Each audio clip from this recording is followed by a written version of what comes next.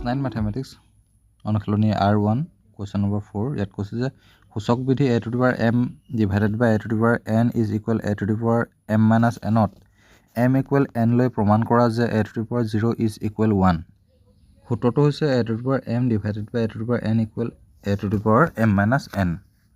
যদি আমি m equal n লিখি দিও অৰ্থাৎ m ৰ ঠাইত আমি যদি n লিখি দিও তেতিয়াহলে ফাৰ্ষ্ট যেটো a to the power m আছিল তাত আমি লিখি দিম a to the power n divided by a to the power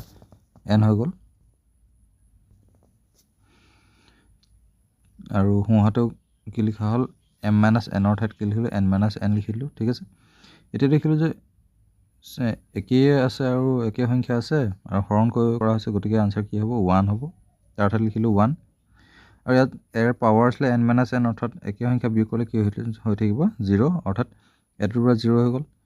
তাৰ অৰ্থটো কি হৈ গল যে a to the power 0 is equal 1